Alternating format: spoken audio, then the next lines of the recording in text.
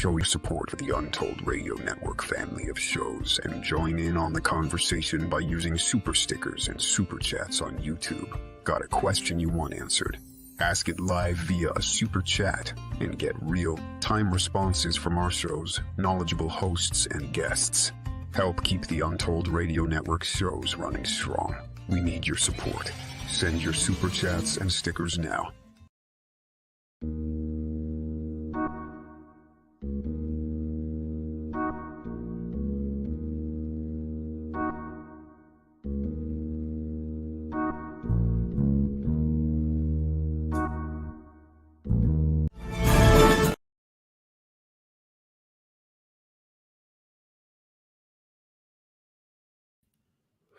Hi there, ladies and gentlemen. Yes, it's exciting breaking news, and that's why we delayed and stalled there for a second. You're on episode 38. Yep. Has the world gone mad? Now, that's a rhetorical question. Has it? We're not just throwing it out there, but you will see and hear tonight the deflation of 8 with a 9, possibly 10-foot alien storming around a backyard in Las Vegas after a supposed meteorite landed. Well, we're going to get the truth of this from Doug Popper. From the Doug Popper podcast. Yes. He's an ex-cop, he's a writer, and he's a private investigator. He's been on the scene from day one, and he knows where the truth lies. What about de-extinction? What about it? Well, we're going to go there as well as we look at coming back from the dead. Now, beyond Grush, you know, we've heard about, supposedly, we haven't seen, we've got no knowledge. Maybe it's going to come out in a congressional hearing up there on Capitol Hill. Mm-hmm. But believe me, there is no point in worrying about those crafts and those entities because they've already been discovered down here, 10 kilometers outside of Papua New Guinea. That's right. In the Pacific Ocean. Yep. Now, do you remember Aspasia, snakes on a plane? Yes, I do. What about aliens on a plane? Oh, right. Yes, of course. Okay. What about growling on a plane? Okay, that's the has the world gone mad part. Yes. Clearly. Yeah. Clear. All okay, right. well, let's get this conundrum one started. More thing oh, there. one more thing. Gifting death. Wait, there's more? How about gifting death? Oh, yeah, let's gift death. That's what we How need about to do. the end of the chicken industry when they bring back the dodo? You know, those birds were about 3.5 foot high. I think they died out because of their plumes. Everything has gone crazy in the news, ladies and gentlemen. We really have a great series of interviews coming up, but we had to stop and do breaking news for episode 38 because it is so out of control. We have never seen this form of Fortean Ferris wheel before.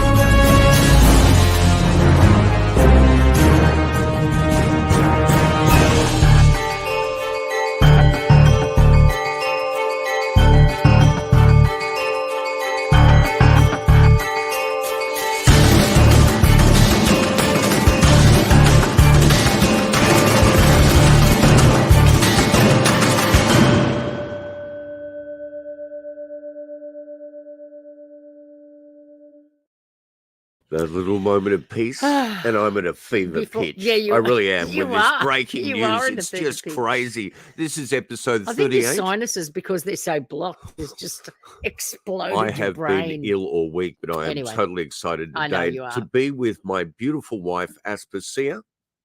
How are you? I'm very well. I'm actually really good. And my name's Jay Katz, and you are, of course, on the astounding Untold Radio, and so much is happening with Untold Radio. It's unbelievable. What about that Michael Cremo episode? Thank you, Doug and Alex. That was pretty amazing. You need to go to all the podcasts. Every single podcast is astounding, but that Cremo episode is unbelievable. Now, remember, we are broadcasting on stolen land. We are. Part of the Gadigal people, the Eora Nation, and we want to respect and acknowledge elders past, present, and emerging. Yes, we always give our thoughts and our hearts. Coming out of NAIDOC week, it is really important that we actually go back, and we need to always go back and respect the beginning And that is one of those profound oldest cultures in the whole of humanity. And if you're wondering where we're broadcasting from, well, really, it's Sydney, Australia. Yes, that's We right. have the entire southern hemisphere to take care of, and we keep leaking into the Always. northern part. Yeah, I don't we know can't what help that it. is. Yeah. Now, yeah. have you ever felt, Aspasia, when you sort of contemplate all these notions of like intervention from the glimpse of another dimension, Mhm. that we may be living in the midst of an array of literally thousands of petri dishes on this water planet? I've always we've always discussed that, haven't we? We have. It's almost like our planet is a laboratory. Yes. It seems like it. And each continent with all the different, array of species that are on there. And it's like all these different labs, different people. Every island Controlling. seems different in its ethnography. And in it's like, what- let's put this I mean, bunch look at of Australia. animals here and Marsupial let's see what happens and how they go. And we'll put these humans in charge and see how they deal with it. And we never deal well with it. It always ends in tears.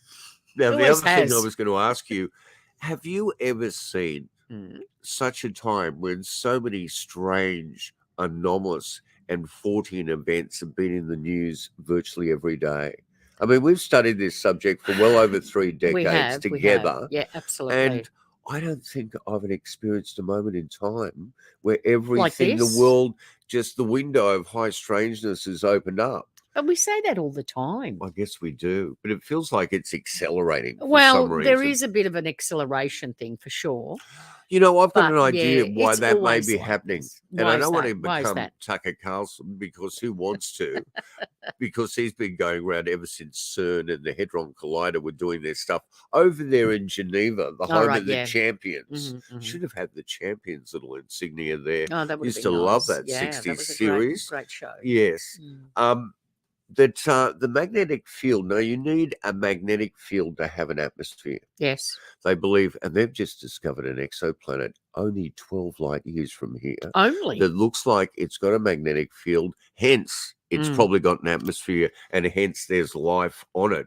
But evidently, something happened to our magnetic field when they were firing up CERN. All right, okay. The huge Hadron Collider, the particle, I think it runs for 17 kilometers underground. Yeah. You know, you might be having a mocha latte or a Not me. flat white Yes. in Geneva. Yeah. And the next minute, bang, a bust in that Hadron Collider, and there goes your coffee and your life. Every time they start meddling in things like that, that's larger than us, The the God bigger than particle, us, that yes. all that kind of stuff. It never ends well. Does it? No, When it has doesn't. there been a time that they've done stuff like that and it's ended well? No, We there always hasn't been. cause some, if we start, shifting blocks around in environments and start, interfering, because we don't know what's going to happen if we do this. If you split the atom, do you really know what's going to happen? Well, we have to do it to see. And then once you've done it, it's like trying to put a genie back in a bottle. You can't. And then we have to live with those consequences. And we keep doing things like that all the time. And I know it's our nature as humans to investigate and experiment and find things out. But sometimes there's some things that we probably shouldn't meddle in, and we do, and then and then we're like, oh geez, we shouldn't have done that. And it's like, really, you think maybe? Anyway. And listen, another thing's just hit me. Another great episode. Last week's Untold Radio with Alex and Doug had Preston Dennett, who's written all those books, Schoolyard UFOs, yes. Drive-In UFOs, which we've got a copy here. I'm yet to read, but I'm excited to read. Now, he seemed to be getting some great information by people who have conscious experiences in terms of ufology. Right. And they are some of the areas that have been deemed more crackpot than any. Sure. They are the contactee areas. Yeah. Now, one of those, probably the most well-known contactee was Adamski. Yes, it was. And, he evidently took a flight to Venus. Well, recently, Yeah. or the latest sun probe, I think it's called Parkes, actually took a flight to Venus. care of NASA. All right. Okay. So just to set ourselves on a straight path before we go crazy, we're going to deal with the breaking news first. Yeah. And then we're going to deal with the news that says the world's got a little madder. Well, than has it? usually Has is. it? We'll look at these. We'll look at these incidents and see and work out whether it has gone mad or not. Okay, well, let's check out two Yes. things. Okay. Let's check out the music of the spheres. Oh, And yeah. you might remember in ancient Greece, I don't know if you Well, remember I that don't far actually back, remember ancient Greece. I wasn't there, but Pythagoras and his followers believed that all celestial bodies right. were making music. Okay. Sure. So we're going to listen to a little bit of music from the spheres to reset us for this Yes. episode. And then we're going to have Set a us look. on the path. We're going to have a look at a repeating radio signal that's coming from the exoplanet only 12 light years away with a possible atmosphere. Wow.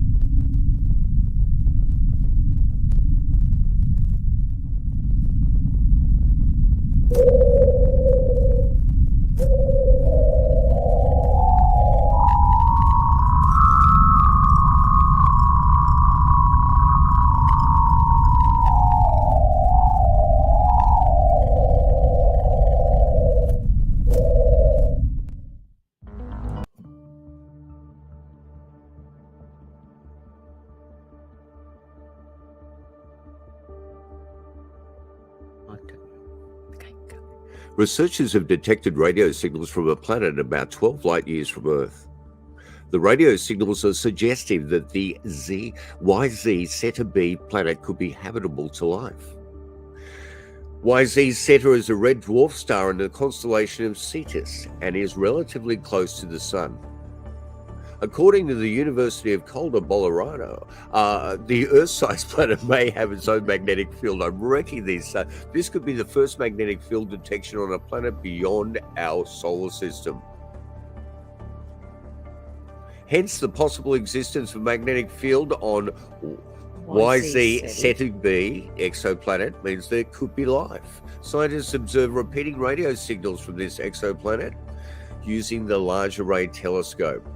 Whether a planet survives with an atmosphere or not can be dependent on whether that planet has a strong magnetic field.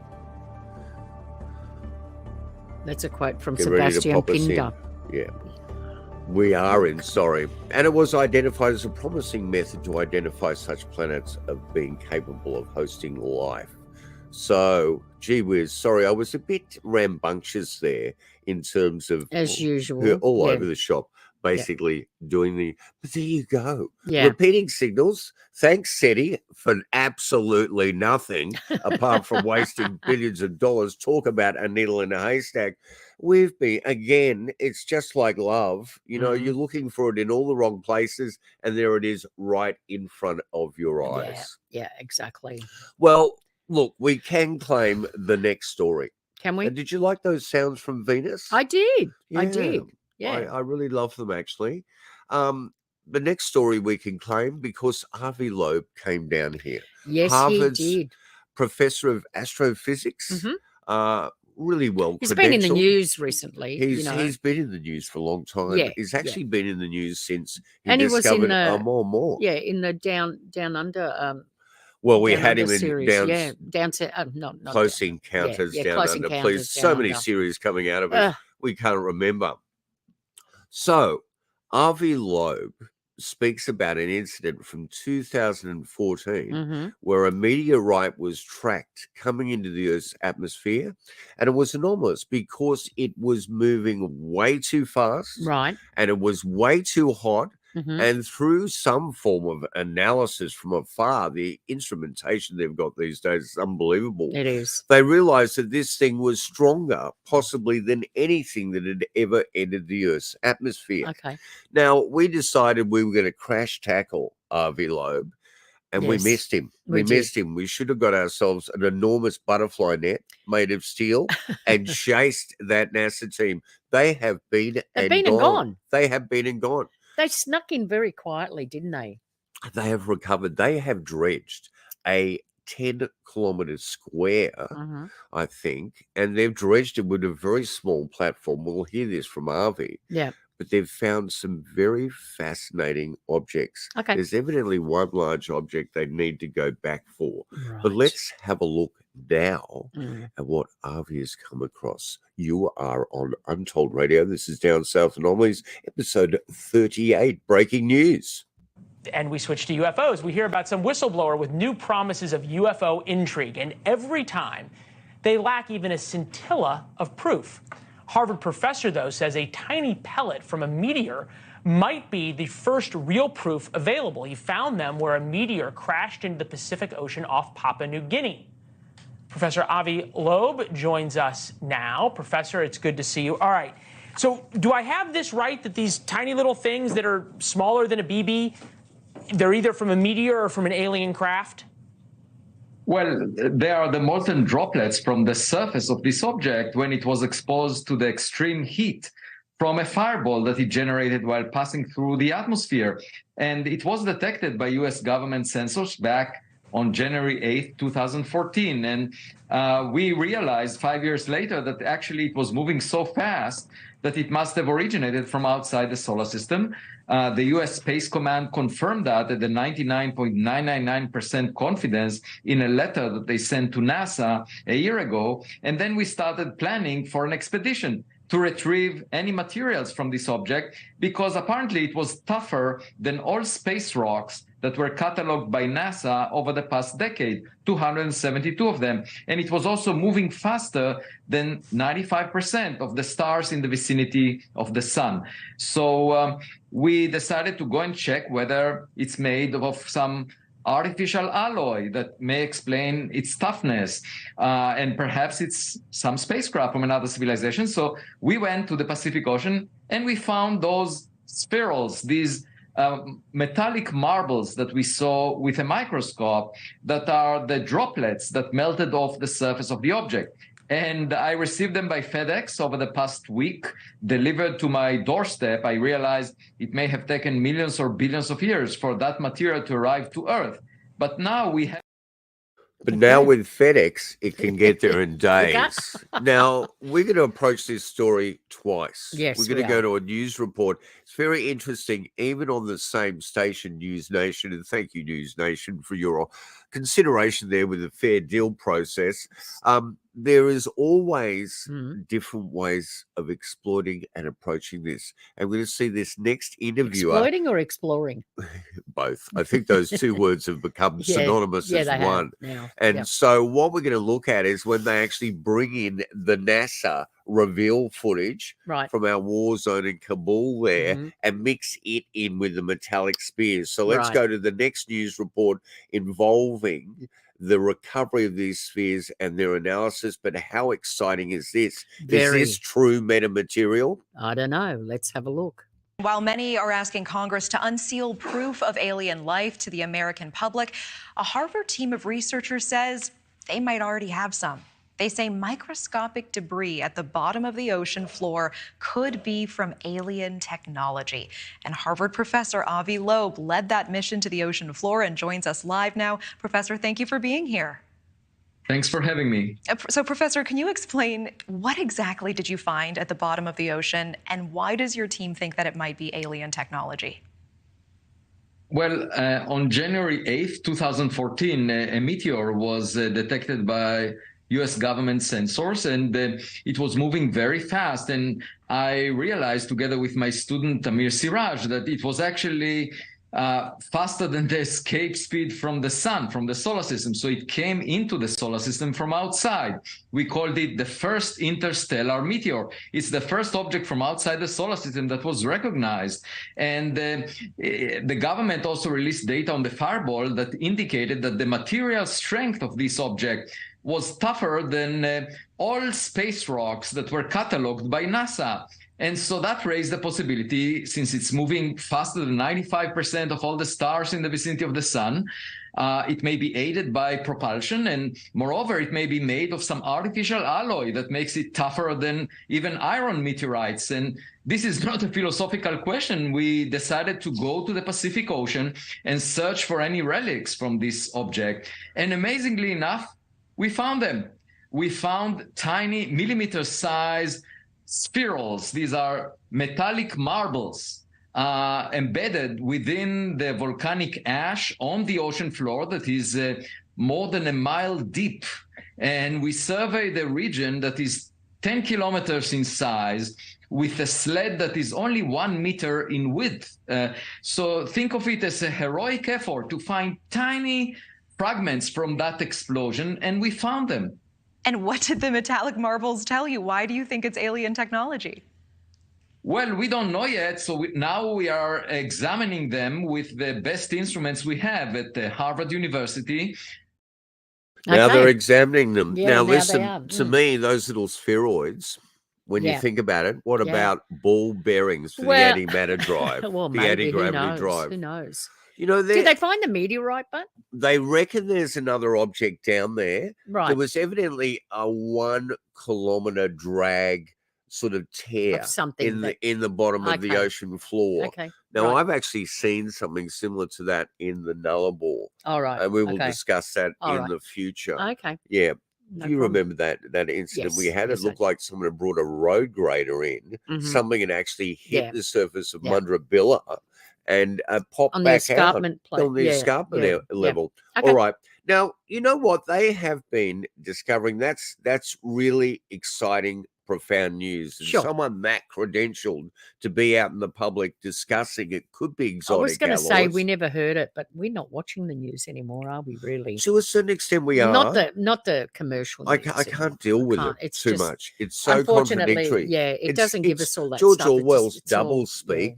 and a lot of it is not news; it's No, entertainment. it's infotainment. All right. Yeah. Anyway. Now, you're really aware, as I am, Mhm. that these spheroids have been appearing all over the place. But what happened when you first saw? Well, when I those saw that objects? story, I was immediately went to the story of which I read in the Cremo's book Yes, about those metallic spheres that they've been finding. they actually got a name for them, Embedded, the yes. Clarksdorp Yeah, spheres. yeah. And they actually were out of, I think it was like 1980 in South Yes, in Africa. South They Africa were mines. discovered in mines. Yeah, embedded in anywhere from 2.8 million years to 3.5 million years. I think we're actually. strata. I think we're talking about not millions. I think we're talking Billion? about billions. Oh, okay. Let's have I- a look. Jesus. These objects are different to what Avi has found, but kind of maybe- the same. Yeah, maybe similar. But that as soon as I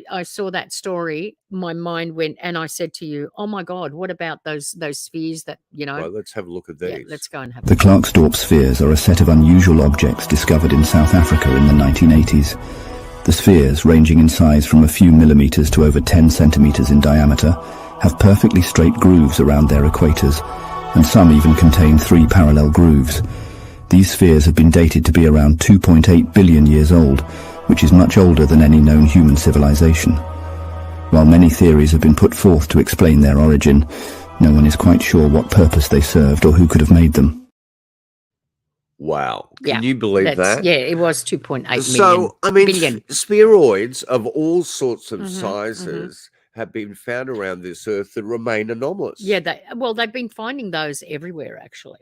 Yep. Yeah. So And I yeah, think don't it know was what's just going that on there. incident in South Africa that led them to actually search in other areas, and places, they yeah, start turning absolutely. up, and they've all got those lines throughout them. Yeah, that groove. throughout the Anyway. equator. And I know there was one story where they had it in they'd put them in a museum on a shelf in a cabinet, and the sphere actually started rotating. Well, you know what the discussion there is, was that the sphere or was The that sphere. vibration? No, They're- it was they're- rotating. It wasn't vibrating. It was rotating. And that brings up in the 70s that incredible story out of Florida with the Blitz sphere. Right. Am I getting yes. that right? the BLETZ. Yeah, the Blitz which was sphere. a family that discovered the steel sphere, Mhm. which would move Yeah. around. Yeah.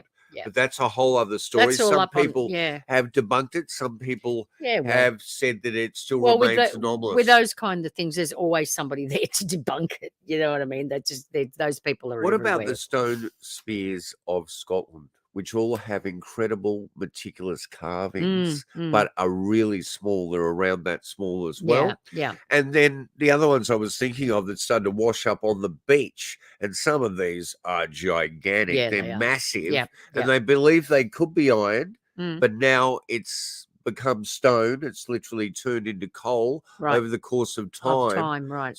And they're in Costa Rica. Oh, Have you right. seen yes, those? yes. I They're have seen everywhere. those. They're Yeah. gigantic. Some Yeah. of them are in fields. So, Avi Loeb, I certainly hope Mhm. we have actually struck the nail on So the when head are they there. coming back? Why did they just get it when they were in the air? Because I mean, these expeditions are like so me. expensive to mount. It's like you've paid for it. You're there in the area. Why don't you just get it I all said out? they had this 10-kilometer area. Yeah. You know what they were slushing that dirt with? What? A board that was A about sifter? a yard wide, Oh, a meter a wide meter wide. at the okay. most. Oh God. So okay. you can imagine the time incurred by that. I suppose. And yeah, I know. guess with sort of underwater radar and stuff, Yeah, that yeah. they've detected something else that they need to come back for. Okay. But that gives us Mm. another opportunity here on Down South Anomalies Yeah, but I mean, if to they don't capture announce it, Avi Loeb. if they don't physically. announce it, we're not going to be onto it, are we? Anyway, No, we're not. All right. you need inside info. We need to really go now to the breaking news to do with ufology. And Oh, so yeah. much has There's been so happening. much breaking, which is kind of good in a way. You Yeah. know, that stuff's Now, breaking I mean, all the time. I believe the Congress Yeah. and the House Select Committee Mm-hmm. are by the end of this month going to do incredible hearings where those whistleblowers' information. This is like, and excuse me, I'm not meaning to be rude here, but this is the only other thing I can say it's allegorous to. It's like the Me Too movement of All right, ufology. It's picking As up. pilots and Defense No, Department they're all officials coming out now. Yeah, run that's out fair and enough. say, we are going to, we've seen this stuff. We want to talk about it, or we're aware of this stuff. Well, it's like anything, isn't it? I mean, you watch and see how, when people come out with any kind of story or testimony, and if people are being treated fairly and are being given an opportunity to tell their story and not being ridiculed and poo-pooed, then And what it- world are it you living in? engenders What other- world are you living well, in? it engenders other people with the same Yeah, of course it does. experiences to Of come course it forward. does. But if they're being ridiculed and toasted and roasted in the media, then the others are going to say, yeah, well, I'm not going to go. I'm not putting my hand up for that. And so they won't come forward. So unless we're open and allow people to tell their stories without, any kind of detrimental consequences to them, then nobody else is going to step forward. You know what is amazing? Now senators and congressmen are Mm. coming on board and are open to this subject matter. I don't think I've experienced that before in my lifetime. No. All right, let's go to our first news report and check this out. Okay. And breaking news tonight from Capitol Hill, Senate Majority Leader Chuck Schumer says he will introduce new legislation to declassify government records related to UFOs and UAPs. That is a big deal, and this just came down within the last couple of minutes. And it comes as things are really starting to take shape for the UFO hearings on Capitol Hill, with House leadership just today confirming that they are tentatively scheduled for the end of this month. The hearings will be happening in just a couple of weeks. But those in charge of the hearings have been tight-lipped about the witnesses that they plan to call, even telling us that the Pentagon has already begun running interference on the possible whistleblowers. More on that in just a moment. The announcement about the timing of the hearings comes after our reports here on News Nation, straight from whistleblowers who came forward with new evidence and allegations that the government knows more than it's telling us about alien vehicles and aircraft, UFOs, known in government lingo as unidentified aerial phenomena.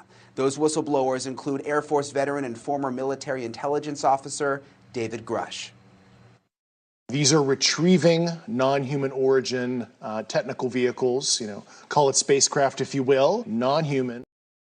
All right, we're aware of Grush's We don't need to testimony, go and through thank that. you again to Ross Coulter, Yep. who's got the inside deal from one of our guests that's appeared 3 times, the incredible Bill Chalker. Chalker, Remember, there's exactly. always a story behind the story. Yes, yes. Now, that was Senator Schumer was going to come up there. The Senate's majority leader in the States was going to go, yes, I'm all for these congressional hearings. But what I want you to hear now Yeah. is the line used by Congressman Tim Burkett. So let's go to our next news report, because this has to be a line that's got to go down historically in ufology in terms of the way he perceives this to be a threat or not. Okay. Is the government involved in a cover-up to prevent the American people from learning the truth about aliens? One congressman sitting on the House Oversight Committee says yes, the Pentagon is working to keep its intel on UFOs a secret. Congressman Tim Burkett of Tennessee says he's seen UFO footage himself in classified settings that hasn't been released publicly, describing it in a recent podcast interview with Event Horizon as technology not from this planet. Take a listen. They could turn us into a charcoal briquette. If they can travel light years or at the speeds that we've seen and defy physics as we know it, fly underwater, don't show a heat trail, things like that, then we like that. They can turn us into a charcoal briquette. That blew my mind. That is hilarious. But look at these people up there risking their credibility, if they had any in the first place. This is the floodgates are open. The dam has burst. And you know what? That news was literally 24 hours old. Yeah. So we're trying to actually date stamp our podcast here, because this is such a fascinating time. It is. And you know what? These stories won't age, but they will change. Our evolution in being aware of more of the events around them will become clearer to us in time, and our assessment and our ideas and theories and hypotheses Hindsight 2020, baby. Will alter. But the point of fact is we're keeping a diary here as well. We are. Of this astounding year. Unbelievable. Now, I want to step back 70 years. Good God. And you know why I want to do that? Why is that? I believe that if we go back, like we've been doing, to the birth of ufology in the 20th century, listen to some of the people with their profoundly recanting in the news their media, stories, that we will actually hear what we're hearing today. Yeah. And one thing that we're aware of from that news report there, and it's being said everywhere, that the Pentagon is actually trying to stop these whistleblowers. This is coming out in the press. Let's take a look from an astounding individual, Frank Edwards, who was a writer and broadcaster. He was one of the original pioneers of ufology in the radio and written press.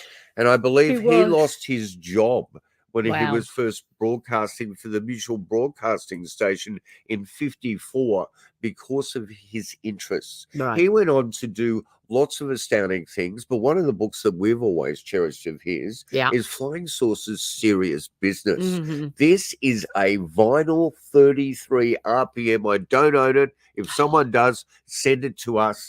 Recording from the mid-60s, just before Frank died, of his radio broadcast. And basically, like, it was an audio book, a very early audio book. Wow. And what Frank's going to do is discuss flying saucer, UFO, UAP, thank you, Arrow, the all-domain Anomalies Resolution Office. They're the ones. You know, can you believe that they're going to resolve those anomalies? I doubt it. Yeah. Anyway, here's a little story about Frank Edwards. He died exactly 20 years to the date, June 24, 1967, of the Kenneth Arnold sighting. All right, okay. But we're going to listen to something that sounds awfully familiar, especially running off the back of those news reports. And that is Frank talking about flying saucer, UFO, UAP censorship. 12 glowing disc-shaped UFOs came over the city of Washington, D.C. on the night of July 19th, 1952. They were tracked on radar. They were seen by a great many people. They flew in formation around the White House and the Capitol building and over the Pentagon, the insult supreme. Most of the objects were gone by the time the first jets arrived, for the jets, which were supposed to protect the city of Washington, had been on patrol over Delaware, where a huge UFO was hovering at great altitude. This incident made worldwide headlines, of course.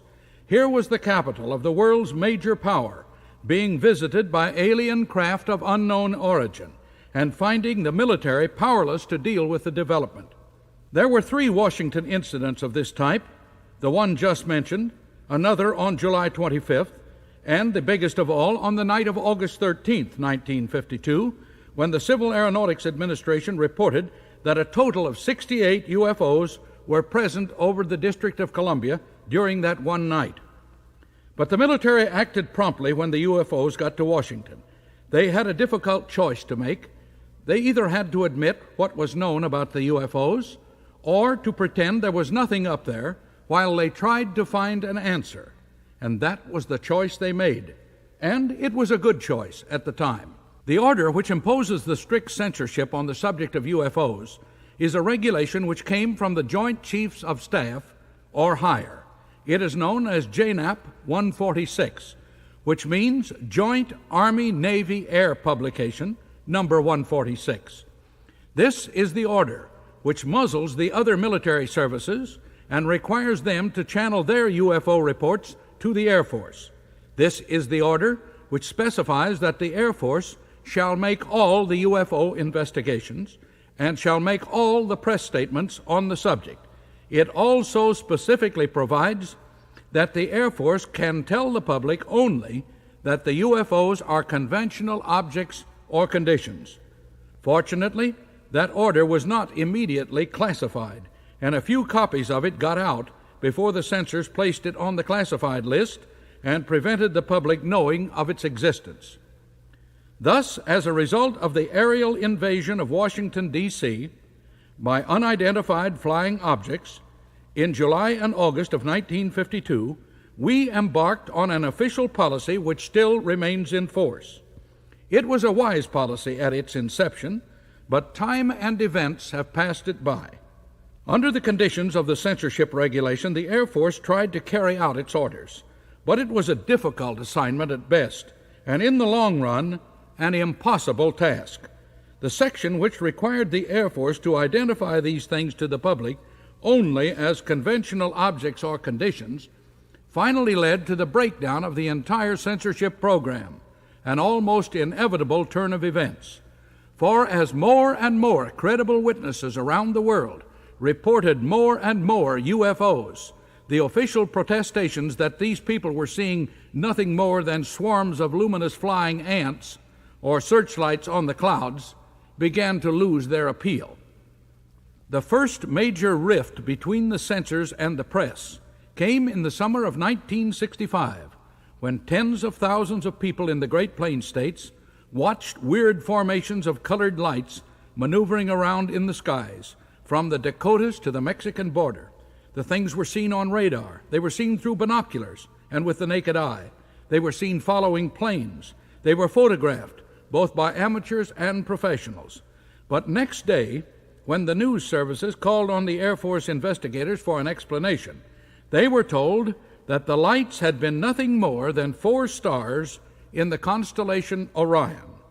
Astronomers promptly denounced that as an impossibility, since that constellation was on the other side of the Earth at the time of the sightings. Hundreds of irate editors loosed their barbs at the Air Force for this boo-boo. Yet, under the circumstances, it was probably as good as anything they could have offered under the restrictions. The final breakdown of the censorship program occurred early in 1966, when hundreds of students and police and faculty members of the University of Michigan watched 4 and sometimes 5 glowing football-shaped objects maneuvering at low altitude in that area. A farmer and his son told authorities that they had seen one of the things on the ground and had been close enough to see that it had a sort of waffled surface and that it was football-shaped. The official explanation was offered after a very brief investigation, only a couple of hours and 3 or 4 interviews. Then the public was told that these people had been seeing swamp gas. There was no swamp involved. The temperature was too low for the gas to have formed, and the light breeze was capable of dissipating the gas even had it existed. The net result of this fiasco was that swamp gas became a national joke, and the Air Force found itself not only discredited, but facing congressional investigation. And all of this because it had merely been trying to carry out orders. As far as the censorship program was concerned, the damage had been done. The nature and existence of the censorship was painfully obvious. Editors resented it and said so, hundreds of them. One television network ran a program which seemed anxious to present the official side in the best possible light, which was certainly not an easy task. On that particular program, one participant was permitted to make the unchallenged declaration that no UFOs were ever sighted on radar. That statement was in direct contradiction to the facts, which include a book on radar sightings of UFOs compiled by the Civil Aviation Administration. Another claim made on that same broadcast was that none of our tracking cameras had photographed any UFOs. Robin Sanford, for more than 10 years an official of that particular program, says that from 12 to 15% of the tracking station camera pictures include unidentified aerial objects. By the end of 1965, the UFO cat was pretty well out of the bag of censorship. Since there had been no hostility by the UFOs, scientists contended that it was not a military concern, but a matter for scientific investigation, which seemed more logical than most suggestions. Yeah, and then they shut Blue Book down, Right down. and the Condon Report and destroyed any scientific You can intervention see into the right there phenomenon. and then that they are contradicting everything that they say themselves. No one has to actually even come in and say, you don't even need any whistleblowers back then. It was like they were shooting themselves in the foot while their foot was in their mouth every time. Contradicting their own data. Yeah. And the one thing that infuriates me, and I actually learned this Is the hard contradicting way. their own data, saying that they were lying? Is that another way of saying they were I'd say lying? so. Yeah. But one thing I learned the hard way in broadcast television is that, people in positions of power have a tendency to look down on or speak down to Right. the public. They see it as a massive one organism and they don't think it is intelligent as they are because they're in an elevated position.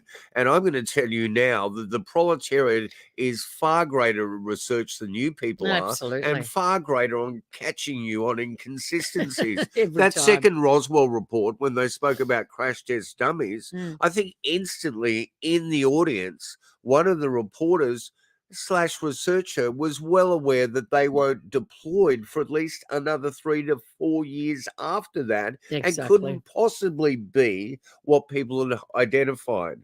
Now, we have to acknowledge the profound truth and the tenacity of someone like Frank Edwards, who actually lost his position in mainstream broadcast media Because and went of on that? to do regional work. Yeah. Because he was so pro science coming in to look at this. I Absolutely. think he ended up doing a show called Stranger Than Science. He did a program called Strange People that actually affected me greatly when I had that one-day job working for Time Life Books, selling the world's wild places. And I got so frustrated by the notion of selling people over the phone and thinking this is the end of civilization. I don't want to exploit these poor people. And half of them are lonely, lost geriatrics at home. I know. So I got into trouble Well, and back thrown out then, of the job. when you were doing it, it was like, work was 9 to 5, wasn't it? Yes. It was like everybody worked 9 to 5. Very few jobs were, like, after hours, after business hours. So yeah, the people that were at home were people that didn't work, that were and mostly old and lonely, or mothers that looked Now, I after love children. you, but can I finish the story I was Sorry. railing on there? Sorry. So I had this one day's work, and the image of Frank Edwards' book, Stranger People, popped into my head. Wow. I had no idea they were monitoring you in the other room. So I go on the phone and I go, to hell with this. Yes. I said, hey, instead of the world's wild places, I said, ladies and gentlemen, are you interested in buying a series of books on the world's wild faces? Mhm. Let's have a look at this weird one that was captured in George Street this week. And they heard me, bang, lost the job. Okay. And that was inspired by one of the titles of Frank Edwards' Fair book. enough. Can you believe that? I can believe that. All Absolutely. right. I know you, and I know the way you work. Are you ready to uncover the mysteries of Bigfoot? Join us for SquatchCon Idaho 2023. This year, we're bringing the magic directly to your screen, or join us in person. Witness the world premiere of the enhanced Paul Freeman Bigfoot footage. Doug Hychek discovered a secret within this enhanced video you'll have to see to believe. Hear from an all-star panel of Bigfoot experts like Dr. Jeffrey Meldrum, Cliff Barackman, Brian King-Sharp, and Michael Freeman. But that's not all. Get exclusive online bonuses such as Bigfoot-themed wallpapers, a Bigfoot coloring book, an interactive Bigfoot quiz, Squatch Nut Field Guide, get a copy of the Freeman Bigfoot Files ebook, and more. Whether you attend in person or watch it live online, you'll be part of an unforgettable experience. Don't miss out on this unique opportunity. Secure your spot today. SquatchCon Idaho 2023. Step into the unknown.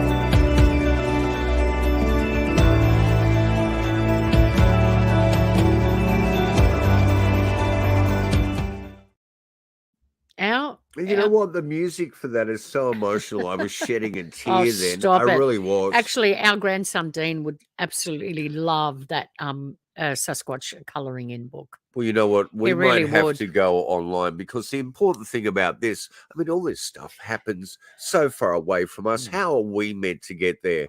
We're meant to get there through streaming.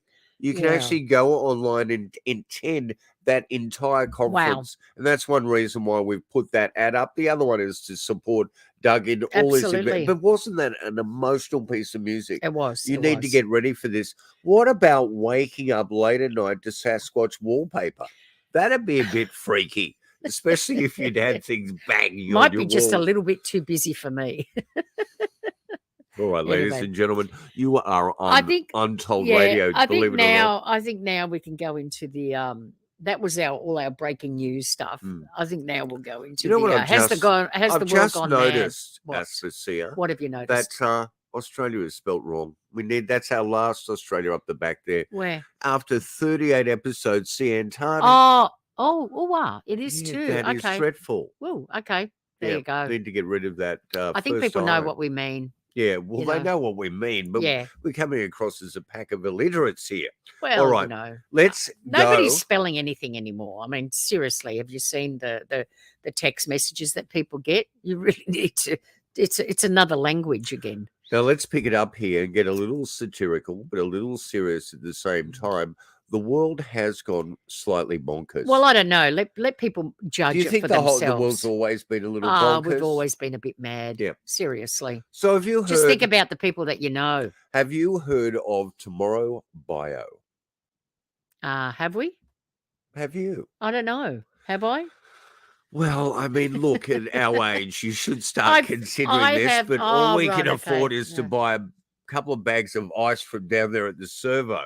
Tomorrow Bio Mm, has the ultimate gift for Christmas, okay. birthdays, any occasion. hmm It is the gift of death. It is the gift of cryo preservation. Oh my God! Here we go. If you're interested in cryonics, my bet is that you've probably discussed this topic with some people that you care about. Maybe it's a spouse or a parent, and they're kind of vaguely interested in the topic, but they're never quite motivated enough to actually sign themselves up. But you care about them and you want to see them in the future with you. Well, this video might be the solution for you. My name is Becca. I'm part of the team here at Tomorrow Bio, and today I'm going to be explaining gifting a cryopreservation, what that means, and why you would do it.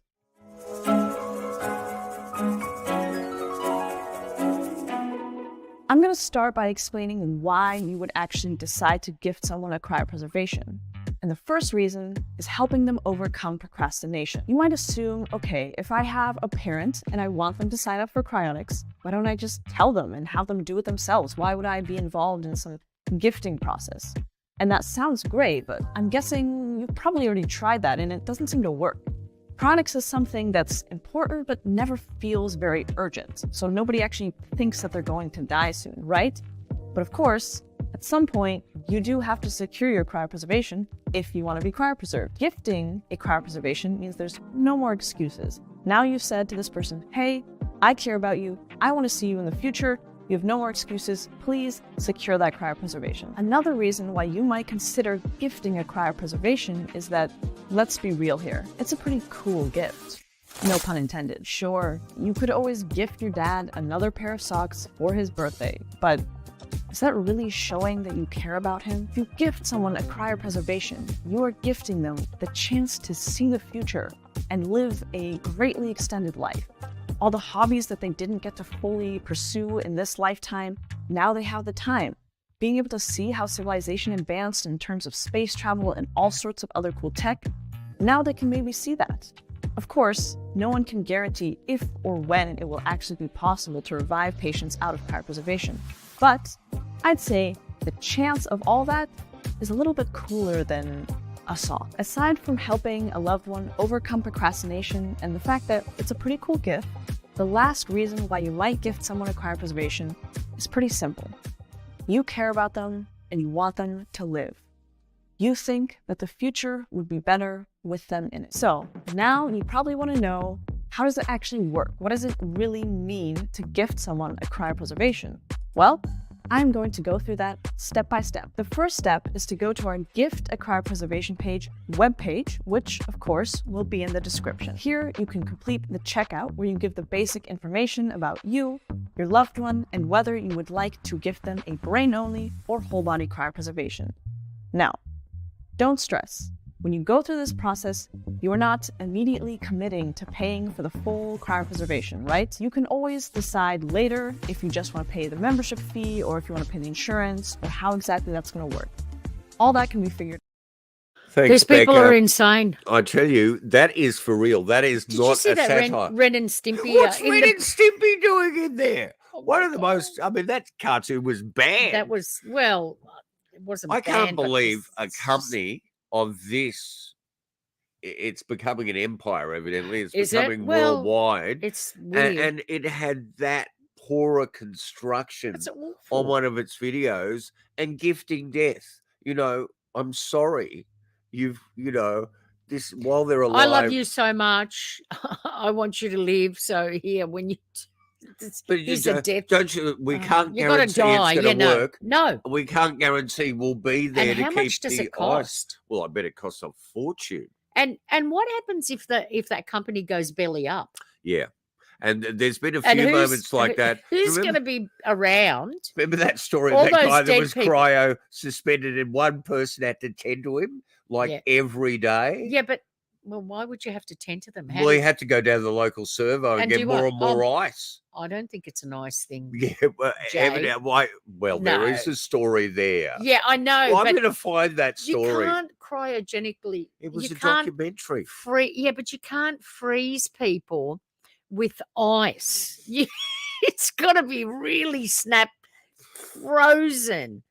I mean, that's just insane. Okay, all right. Oh my So God. if you think that is so hilarious, that is so ridiculous. That Tomorrow is bio, just- though, if like you're interested, go to their site. They're evidently the professionals, the key professionals. I believe they're opening an office in Sydney. They're selling a product that is actually, they don't know that they can actually do. They can freeze you, but that doesn't mean that they're going to be able to bring you back. And then what? sometimes just freeze your head. Yeah, but then and they've got to attach you, find grow a body off it. Oh my grow a God. body off it. And we did watch Flesh from Frankenstein We recently. did watch that so the other I day. guess that's taking us there. Yeah, but how did that Paul end? Morrissey, That Andy ended, Warhol. but that It all ended ended badly. badly. They in always tears. do. They all died. It's like, don't we learn anything from all the previous things that we do? And these things always end in tears, and we still keep going back there. Now, do you Anyway. remember Colossal? Yes. You remember the Forbin Artificial Project? No. Wombs Lab? Yeah. I do. I love do. that film. That was bizarre. All right, let's have a little look now at a bit of a check of where Colossal's at. Well, that definitely was a world gone mad product for sure for me. Totally. Yeah. And the video construction, pick it up. Get yourselves Yeah. a new series of interns. Oh my God. Let's go. The vast mammoth steppe of the Pleistocene era. Woolly mammoths, now long extinct, once roamed these northern landscapes in large herds, playing a critical role in the stability of their ecosystem. In the last half-century, however, these permafrost regions have begun to thaw at an alarming rate due to climate change.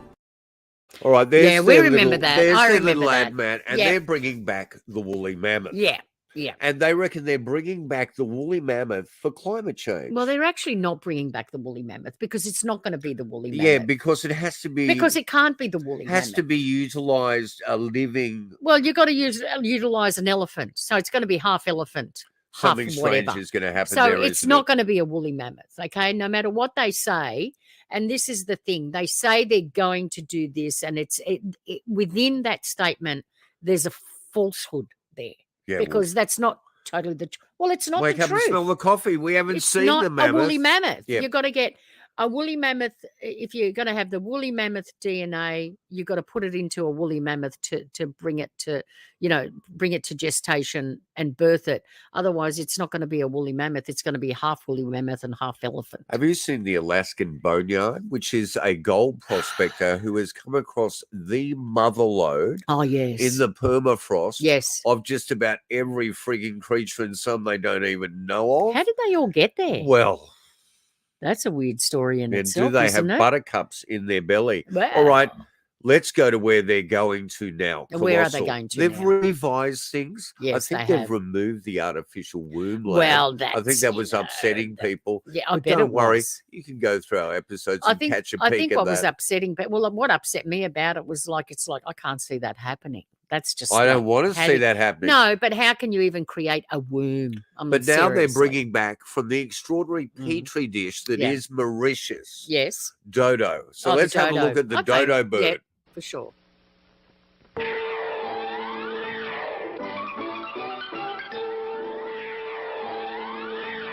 Dodo, the kid from outer space. Dodo can go any place with propellers on his heels, antennas on his ears. He's the science fiction fixie from a strange atomic race.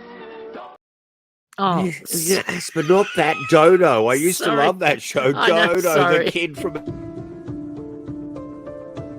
How does a species gain widespread notoriety without ever being witnessed by the modern eye?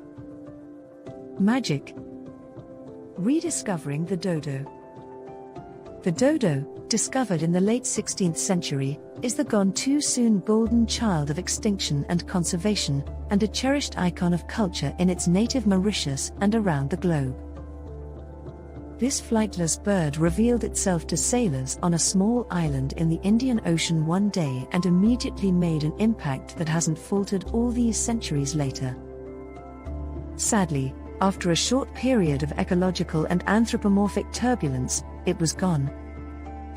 A vanishing act inspired by human interference that sparked an enduring global interest around extinction. How do you accomplish the seemingly impossible task of recreating a life so far beyond our reach? You go big.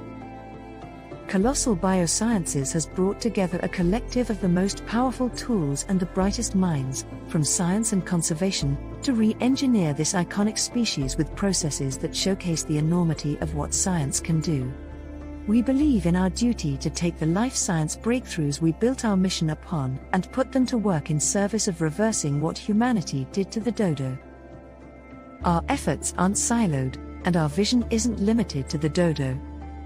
The avian populations of our skies, grasslands and coastlines around the globe are in crisis. The Cornell Lab of Ornithology reports that in North America alone, we've lost almost 3 billion birds over the past 50 years. That's almost a 30% decrease, and that's something we simply can't let continue.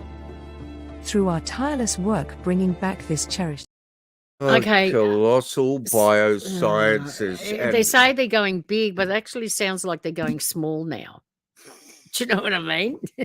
You know what their Anyway, tagline is? What? Restoring the past for a better future. Now, there's a lot of things in the past we don't need brought back. No, we But don't. you know And what I the think? reason, I the think reason the they actually didn't say why the dodo went extinct. It was because it was a docile bird, and it and was they were very up to just tame. able they were Walk able up to and walk kill the up to it damn and just thing. club them.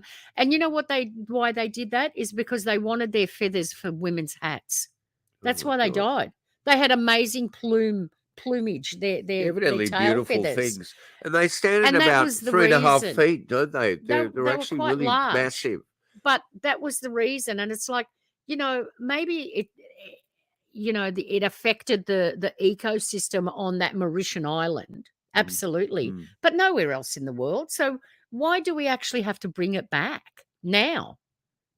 That poor thing. I I mean, suspect. yeah. Here's a theory. It's Yeah. just an assumption. Yeah. And you know what happens when we all assume. Yeah, we make But I I make an ass out of suspect you and that me. there is a problem happening in the battery hen world. You reckon? And this is it. Big. They So are they're going to gonna be the harvest. new These are chickens. gigantic. Imagine Okay, that. It wow. won't be like the scene in David Who's Lynch got with an the oven? man-made Who's chicken. got an oven big enough to put that thing in to roast it? Yeah, you've You got know a what I point mean? there. And you've got to Yeah. invite the whole street over. If it's that big, you can't have a small family.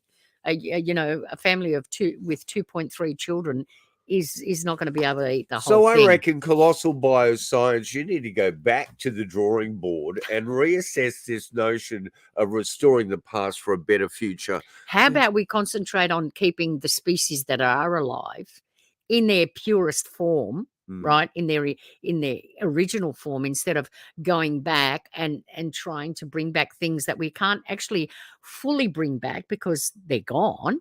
So you're going to be bringing back actually a hybrid. How about the story we heard here in Sydney? What's that? That due to a sample of DNA that had been kept as a specimen in Britain, that the possibility of bringing back the Tasmanian tiger, the thylacine. Are we back on that story Yeah, again? 15 years ago, but now Yeah. Melbourne's grabbed Oh, hold of it. right, okay. Now, I was told behind the scenes at the Australian Museum, Well, it wasn't behind the don't scenes. mention to anyone else that this was a publicity campaign. Absolutely. Well, to no, this get is a more interest. This was for a the science museum. trail. This was a thing on the You're science trail. disappearing there. Stop Sorry. moving your arm. This was a science trail thing that we did with the museum, the Yeah. Australian Museum, and we got scientists, anthropologists, and we asked about the reality of actually bringing back, one of these extinct creatures, and they said at the moment, and this was only last year, can't be done. Okay. Well, You I know don't what I mean? believe that for a second because What? take a look at The this. Tasmanian tiger could be brought to life if a groundbreaking Melbourne research project is successful. Scientists are working to introduce the species back into the wild 86 years after it was declared extinct. Mimi Becker with the details. The Tasmanian tiger is an animal of the past, but in a world first, history could be rewritten, with the marsupial said to be brought back to life. Now it's very much, no longer science fiction, but really a science fact that we have the technology to do this. Professor Andrew Pask is leading the $5 million research project at the University of Melbourne's Thylacine Integrated Genetic Restoration Research Lab. I'm very confident that if we can bring a thylacine back, we can certainly make a very healthy, robust population that should be able to survive back in the wild. The tiger team already have a blueprint of the extinct animal's DNA. Their next step is to create the marsupial cell, which could take up to 10 years. An embryo The Tasmanian tiger could come back from extinction thanks to new DNA technology. Enzymes and bacteria can target and destroy DNA using the CRISPR tool, allowing them to recreate the genome of the iconic animal by following a genetic blueprint. American teams are working to resurrect the mammoth by using the same technology. And Associate Professor Andrew Pask from the University of Melbourne joins me now. How on earth do you go about recreating the Tasmanian tiger DNA? Yeah, it's a very complicated procedure, but basically you can take the DNA from a closely related living species, and then you can make all the edits that you see, all the differences that you can see from a thylacine genome, and then put them into that living marsupial species genome. It sounds like Jurassic Park. How successful do you think this could be? Yeah, it's actually exactly the same technology that they describe in Jurassic Park. It's just, rather than it being science fiction, which it was back when that book was written, it's now actually becoming science fact. Oh, Yeah, the same right. technology from Jurassic Park. And Are you kidding have me? they seen any of the Jurassic Park films? They don't end well, do they? Every single one of them ended in tears. You know what? The thylacine, the Tasmanian tiger, is still out there. Our son had a sighting. Well, numerous people have a sighting. Have a look at William Dafoe and that beautiful Michael Lira score in the film The Hunter. Yeah. And just realise that it is as smart as Bigfoot, Yowie, Sasquatch, the Yeti, all thrown together, and it's gone. Our greatest trouble is human beings. So let's get out of their sight and their vision and their gun rifles. These You know, people, seriously. Yeah, So I there's mean- an American team trying to recreate it as well. Is there? No, darling. That's all just happening down in Melbourne. No, And you know but what? they're trying. Yeah. And you know what's going to happen? What? They're going to move when that fails. They'll move it to Perth. It'll be up in Alice Springs in a couple of years' time, and it'll be just used as a campaign. I don't mind it being used as a campaign to alert people about the incredible teaching resource Yeah. and entertainment resource that is our natural museums. Yeah, for I sure. think they are profound structures. But science, if you're telling us that stuff, and you won't get us to interact with you about the possibility of cryptids in this I mean, world. how many? Well, look, again, I'm going to go and be a little bit practical, which Yeah. is what I am, a practical person. Why don't you Which scares me. channel all those funds and research into trying to preserve the animals that are already here, that are on how many Thank you. of those animals are on Brilliant. endangered lists at the moment? Yep. You know what I mean? And try and save those, which is doable. Yeah. Right. Because this is all pie in the sky stuff. I mean, if you really listen to what they're saying, they don't really have it, right now. It's going to take another 10 years before they develop some, I don't know, what was it? The a bit CRISPR? like It's getting- like, is that something in the fridge? The CRISPR drawer? No, it's an oil. But no. No, that's it's like going Crisco. back to the moon. That's Crisco. No, a CRISPR. It's like what, to keep it fresh? I don't know what they're talking about, but my takeaway from that, it's still not going to be happening within the next 10 years, right? And then in 10 years' time, they're still going to be working on it and still nothing, because this story came out how long ago? Yeah. How long ago did you we know hear what? this story? And here we are, like 20-something odd years later, and it's the same story again, but we haven't moved any closer to it. I'll tell you who got it down. I'm going to show a little bit of this, but not Gone the real mad. footage. In 1940, the Russians got it down in this incredible educational film called The Experiment. An animal's head can also live in the isolated condition. Here is the plan of the experiment. The arterial pump takes arterial blood from the reservoir to the head, while the venous pump drains off the venous blood. The blood is arterialized in the reservoir, where there is a steady flow of oxygen. The artificial... Now, we're going to cut that early because you can go up online and see the entirety of that, but it is quite shocking. Well, but it it was working for real. It was that the dog's head is cut off, and they're stimulating it, they're pumping. But I actually put up the link to it. Will you put that link to the 10 in our minute notes? or so film. But be warned. It's shocking. But what they do is they actually do, which I don't know, maybe this cryogenic company can go on there because this was done in the 1940s. And learn something. Yeah, get yourself. They actually a copy of drain. that film. They show you they drain all the blood out of this dog, and then I don't know what they do to it. They've got some sort of a weird machine hooked up to it, and they leave it dead for 10 minutes. It's dead for 10 minutes, Right. and then they start to pump the blood back into it, and you can see its heart starts pumping again, and then the respiratory system goes. Now they say that the dog is not strong enough, even after about two days. It's lying on a dog bed, and then but within a week or two, it's back up and running again. So I don't know, but then it's obviously they can do that. They can make like drain its blood, it dies, and then they can bring it back to life, which I don't know, maybe not. For a short time, maybe. Well, I don't like know. Dolly. I mean, once you're dead, you're dead. I mean, how do you restart somebody or something? But I love that line. But then it's like sorry. I can't talk. No, you can't.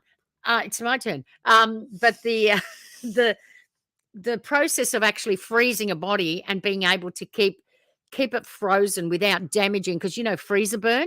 Yeah, that's why you can't, freeze meat for too long, because it gets freezer burn. Then how do you bring it back? Because that freezer burn means dead tissue. So I don't Necrosis. know. Yeah. So I don't know. They've gone mad again. And I've lost my point I had there. It probably wasn't that important. Thank you. All right. Let's go to one of the craziest stories we've come across. It looked like it had some veracity. It had some veracity at the beginning.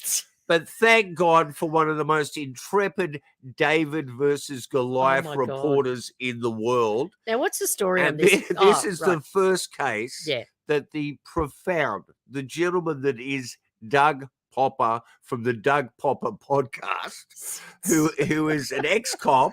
He's a writer, a journalist, and an independent researcher, and he's a cop that fought corruption single-handedly. Yeah, and and I lost thought his the job law from and the law won. And the law won. Yeah. And he was the law. He and was part of the law. I'm telling you that this story of the 8, were they possibly 9, 10-foot aliens roaming around the backyard in Las Vegas there after the meteorite or the UFO landed in their lawn. That was one of the great 911 calls I'd ever heard. That was up there with the squatching one. There's something in my backyard looking at that me.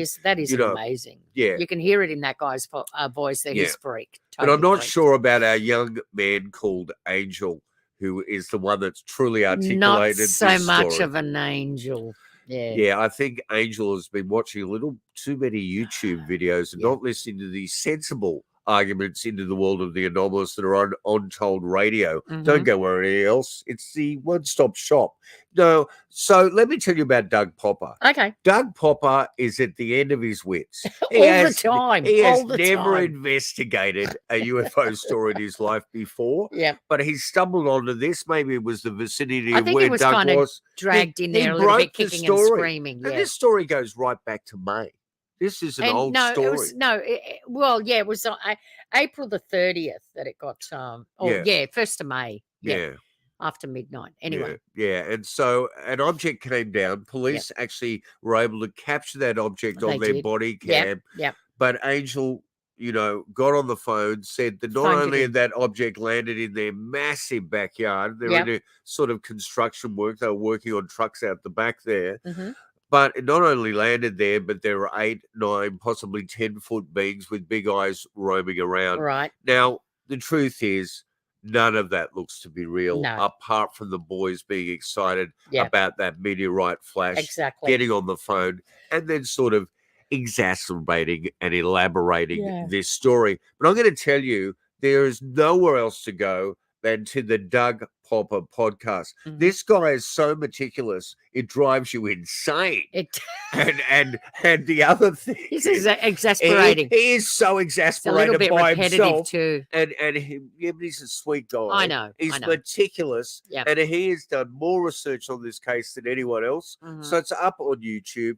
Episode 151 really lays out the fact that this story has grown. There are conflicting narratives that Angel has been given. One to a UFO snowball. podcast out It was of a Canada. snowball. It started It's a rolling down snowball. the hill and Let's just have a little tiny picture from Doug's podcast. I don't want to go in there too far. Let's go.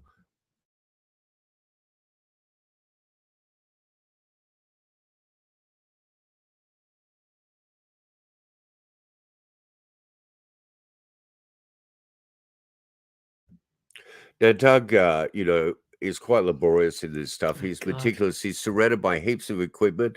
and he doesn't know how to use it. Well, and how about he going, I am sick of going on camera. I hate it. You asked me to go on camera, And and here now I I'm am. going on to camera. Yeah, right. But this Welcome to guy your family has that lives done here. the best he can. Let's have a How you look. doing? My name's Doug Pop. I'm a This is journalist. I'd like to talk to you. You the guys that called in, something fell from the sky May 1st. Would you be willing to talk to me? I'd like to talk to the people who called in the complaint on May 1st, 12:30 in the morning, reference to something falling out of the sky. Yeah, there's some. Get rid of We it. just gotta keep the Get rid of information it. under block right now. There is so much material there from Doug, but let's go to a little bit of his appearance in the mainstream media. I think it's given Doug a new celebrity he hasn't Has had it? before. Right, okay. But Doug, sincerely, is a freedom fighter, Mhm. and it's so funny to hear him. And you know the one great thing about Doug? What's that? He went in, he wasn't a skeptic, he wasn't a believer. He just wanted to be taken where the evidence took him. Okay. If you have not heard of Doug Papa, he's a fascinating fella. First of all, he's an investigative journalist, an independent, right? But he's also a former cop. So that gives him some credibility here in terms of how to investigate the right way. He's been following this story since the very beginning. He was the first person to actually interview this family, the 911 family, actually 2 times in person. And one of the times when he was interviewing the young boy, the teenager named Angel, the one who's dropped the YouTube video. All right, we're going to leave Yeah. it there. But you know what's so exciting about that is What that is it? I think that we are now, well, I don't know whether it's exciting, but it's incredible how I always love the notion of media eating itself. Mhm, yeah, And it we've, does, we've and it ended up does. at this point in time. Did David, did Ross Coulter, did Leslie Keane, did Ralph, did any of those people consider when you put this story out there by one of the most credentialed whistleblowers directly out of the military in the US, stating that they have crashed objects and possibly bodies? Yeah. Do you know the blowback that comes from that in popular culture Oh, God, these yeah, days? I absolutely. mean, it's out of control. The Totally. amount of noise that has been attached to this signal. That's why I like to go back to things like Frank Edwards. Yeah. Because there is so little corruption to the signal at that time. Now, there's no clarity it. whatsoever. Well, it's all about, YouTube hits, isn't it? Well, yeah, it's about That's that what it's viral about. number. Yeah, you know? it's becoming famous, becoming a famous podcaster or famous YouTuber or an influencer, all those And I think it was buzzwords. virtually the same day of the witness testimony, Ross Coulter's interview with David, Mm. that story broke, went public. So Yeah. it feels a little wag the doggy to A me. little bit, You know, just a when we go back to the stories there out of Class TV with Mhm. George Knapp, Yeah. funny how they all seem to originate in that Nevada desert. Something in the water there. And Bob Or Lazar, there's who not enough appeared water there. silhouetted when he first spoke about possibly back-end engineering alien Yeah. craft, as Dennis, who was his superior out there, Mhm. supposedly. Yeah. When you go back to those stories, I tell you what, very interesting stories were running parallel. They were. They were stories about the workers on those classified Yeah. areas being contaminated I think that was what they were trying by to cover up. toxins Yep. and radioactive Yeah. illegal dumping Dumping, at yeah, the sites. absolutely. Those stories disappeared from the front page Yeah. as To the the back John pages, Lear, the yeah. Bob Lazar Yeah, stories took over the aliens. front pages. And the other thing that was happening on a yearly basis, and there were closed hearings there Mhm. in Las Vegas on these cases, they're also land grabbing. Yeah. Tens of kilometers. because all the people were time. getting on similar cliff faces, being Mhm. able to film the Yeah. base. So it's always interesting to see the duality Mhm. that occurs. This story comes out, then instantly this other story Yeah. that's far more Sensational, that exploitative, pushes it- sensational, pushes and that ridiculous. story off the front But page, I'm yeah. telling you what, things got really ridiculous this week. Recently, they got extremely ridiculous. This is because really when someone's definitely on a gone plane, mad. whether they're actually been drinking, Mhm. they're drug affected, or the motion, Or they're anxious. or being trapped, Yeah. anxious can be Anx- part of it. anxiety, And absolutely. makes a statement that the person they're sitting next to won't listen to them clearly, so they're not real. Mm. And then mix that with a spray, an uncontrollable spray of social media. Oh, yeah. And then all of a sudden, that one line about not being real Mm. turns into the entire history of David Icke's hypothesis. Yeah. Let's go to that meltdown. The shapeshifter. Can either believe it or they cannot believe it.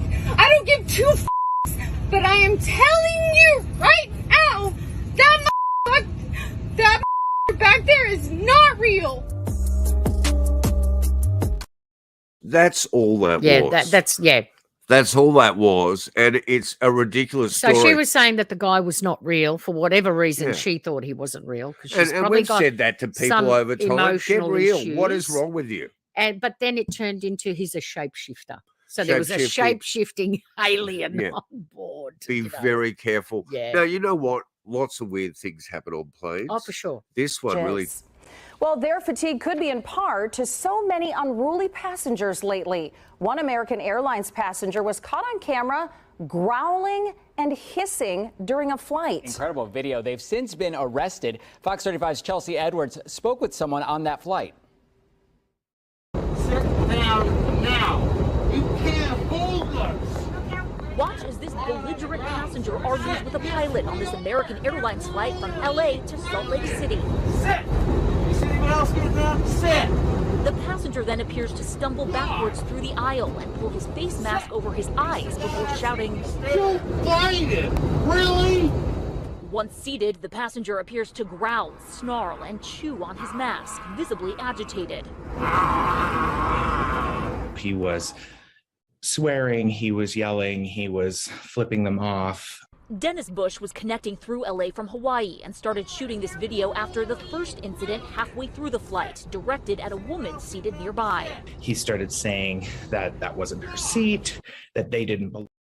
Oh, Dennis, Yeah. you know, that's incredible. I love that growling moment. Is this lycanthropy? Are I we mean, actually but seeing someone listen, turn into a werewolf there? Can I just say, how many times does that kind of incident happen on planes? There's hundreds of planes, thousands of planes every day flying in and out of everywhere.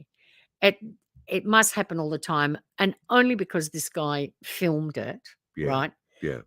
And put it out on some media platform that it then becomes a story. And if it hadn't been filmed, if there was no visual with it, then nobody would have even thought twice about Yeah. it. But And yet his behaviour putting that technology in people's hands, instant should never camera, have happened. they never should have given them cameras. You know what amazes me too is that, her statement is so little and it became this huge tumbleweed Yeah, that gathered yeah, all this moss. yeah. And yet his growling is much more exciting, freaky, and frightening. He than you actually could ever reminded imagine. me of maybe one of those Grimm, a Grimm from, the TV series Grimm. He was a, what did you call I love that those? series. Oh, So do this you. is amazing. I just absolutely adored it. What did you call those? What they call those people Oh, look, again? we'll get back to that. Anyway, let's have yeah. a little peek at a couple of researchers we're tracking down. And thanks again to some astounding guests there on Untold Radio. Go to all those other podcasts if you haven't seen them. Check them out. They are Fascinating. brilliant. Yeah. Sasquatch Outpost. Yeah. And Brian Sharp King is Mhm. going off, I Yep. believe, to Mm. do some research with Todd Stanley. I Oh, can't wait yeah. to find out what happens there. Yeah, that'd be We're exciting. tracking down the author to this book who lived in the Solomon Islands. Does a giant race still reside in the Solomon Islands? Researchers investigating the site have heard and retold many stories famous among the native people there. But first, where are the Solomon Islands? The Solomon Islands actually consist of about 1,000 islands, and it is a sovereign state in Oceania east of Papua New Guinea. These islands are thought to have been populated by the Melanesian people for a long period of time. In fact, in 1568, the Spanish explorer Alvaro de Mendaña found the islands and named them Islas Salomon, which translates to the Solomon Islands in English. During World War II, America and Japan had a severe fight over the Solomon Islands. Most famous of them all was the Battle of Guadalcanal. The capital of the Solomon Islands, Honiara, is located on the island of Guadalcanal, which is the title that most Americans are aware of. However, the intense war between the Americans and the Japanese wasn't the only conflict at the time. It is said that the Japanese soldiers had encountered a giant. Marius Boy-Rayon was the research director of the Solomon Anthropological Expedition Trust Board Incorporated and one of the people involved in the investigation on the islands regarding the giants. Boy-Rayon lived and worked in the Solomon Islands as a helicopter pilot and engineer and ended up marrying a Solomon native woman. In 2010, So if you know Marius, we need to get in Yeah, touch we with do. him because Well, that actually, we story should is find him just remarkable. ourselves, They're not yeah. far for us. We can basically get a blow-up dinghy and get up there, No, we I think, can't. on I'm the not- way to I'm not do getting an in a interview with dinghy. Avi Loeb. I'll get on a cruise ship, but I won't get in a dinghy, that's for sure. And Anyway. now we know a lot of people are going to be questioning this episode when it goes up, especially Doug and all our partners there at Untold Radio going, have they actually gone mad? Have Jay, Katz and Aspasia gone crazy? No. And that's why. But I we think the just world thought we'd has. show a few things that are humorous and can be, a distraction in terms of doing anomalous research. They don't really help whatsoever, do they? No, but they keep you sane sometimes, this craziness, don't they? I don't know if they actually keep you grounded, but Well, they they keep keep me us sane, sane. yeah. One Make thing me that laugh. people have always spoken about initially in ufology in the mainstream is that there weren't very many credentialed people No, there weren't. involved. Well, there were. And if you look at NICAP Mm. and APRO and those organizations, they seem to have people straight out of the scientific and intelligence community. But Mhm. let's go back for a very short piece before we end from the incredible Frank Edwards. Let's all remember Frank with a sense of honesty, trust, and humor in our soul. When you hear the statement that no professional astronomer has ever seen a flying saucer, you are entitled to reply, malarkey, for that's exactly what it is. The first UFOs ever photographed were seen and filmed by Professor Bonilla at the observatory at Zacatecas, Mexico, on August the 12th, 1883. He and his colleagues saw hundreds of spindle-shaped craft in formation passing between their telescope and the sun on that and the succeeding day. More recently, let us consider the case of Dr. Clyde Tombaugh, who is world famous as the discoverer of the planet Pluto. In 1949, Dr. Tombaugh and several other witnesses, including members of his family, watched a strange cigar-shaped craft with regularly spaced rectangular apertures along the sides, similar in appearance to windows, as the craft moved silently about over the desert near Tombaugh's home in New Mexico. The noted astronomer said in a written statement that he had the impression that the object was some form of extraterrestrial device.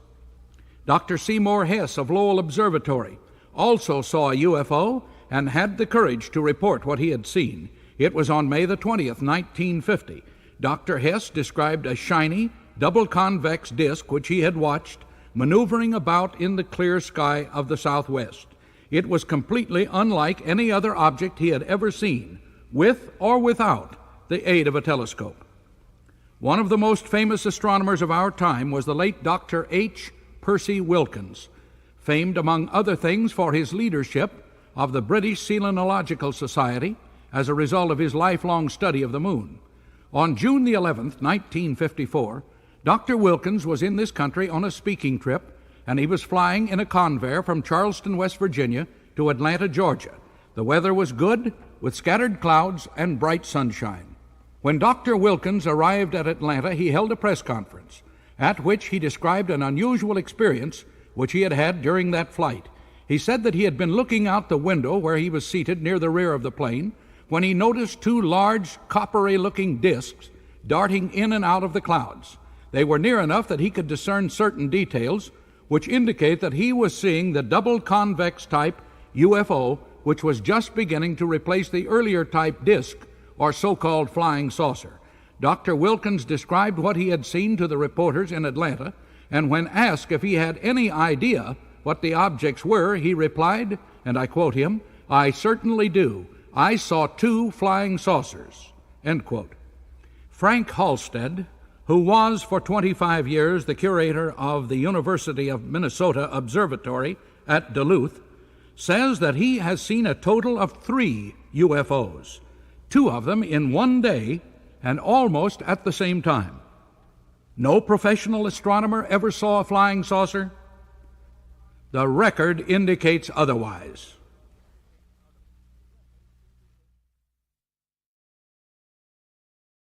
When you Wow. think about it, There you wow, what go. a record. I want to own that record. Yeah. I've got the Long John Nebel album. Yes, you do. And he really was coast to coast Yeah. before coast, Coast to to coast, yeah. Isn't Yeah, that absolutely. astounding? All right, you've been on Untold Radio. This is episode 38. It is. Breaking news. Has And the world, has the gone, world gone mad? Has it gone mad? Well, I think it has. I think it's always been a little bit mad, but it's getting madder as we go along. But you know what? In the midst of the madness, there's always great Hey, things to Untold be- Radio Network fans. Want exclusive perks and to support our channel? Introducing our YouTube membership program with 3 amazing levels. Get loyalty badges that level up to different cryptids the longer you're a supporter. How cool is that? You'll also get access to custom Bigfoot emojis and priority in chat. Upgrade to Backstage Pass for exclusive wallpapers, photos, status updates, discounted books, and merchandise. Go all in with the producer level for everything mentioned plus member shoutouts. Ready for an enhanced experience? Join now, pick your membership level, and let's make this journey even more exciting together. Okay. Yeah, all right. Happy birthday to Oh, the yes, Loch it is Ness Monster. the It's 90 years. 90 years since that photo. I'm sure it's been Is around a that- lot oh, yeah, longer than way that. longer, You but know, the- when we finally get to sit down and talk with Nessie, we'll Yeah. find out the age. You we really reckon? will. Yeah. It's going to be a lot older than what we think. But anyway. Yeah.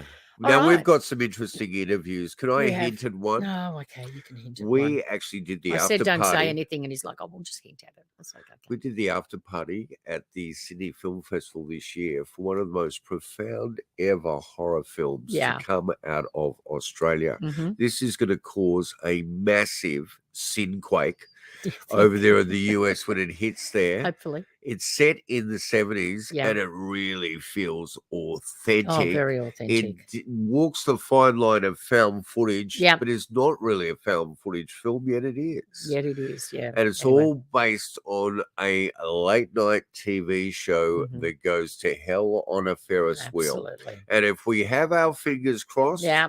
Late Night with the Devil, the directors, which is a brother team, it's the Yeah. Australian version of the Coen brothers, the Cards brothers, The will Cairns be brothers, with yeah. us for our podcast. That'd be great. And to explore all their interests. Well, that is definitely coming up very, very They soon. certainly knew more references and homages Oh, yeah. than I've ever come across in any piece of cinema Absolutely. before. So- I mean, you think this is a joke?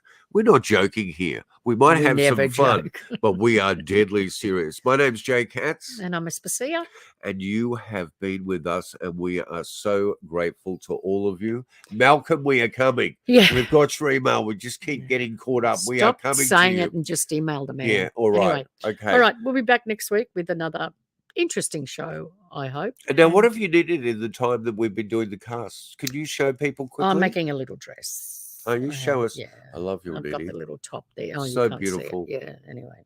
Yeah, Yeah. lovely. Oh, okay. Gorgeous work. Yeah, just flat out. All right. Anyway, all right. We'll see you next week. Bye.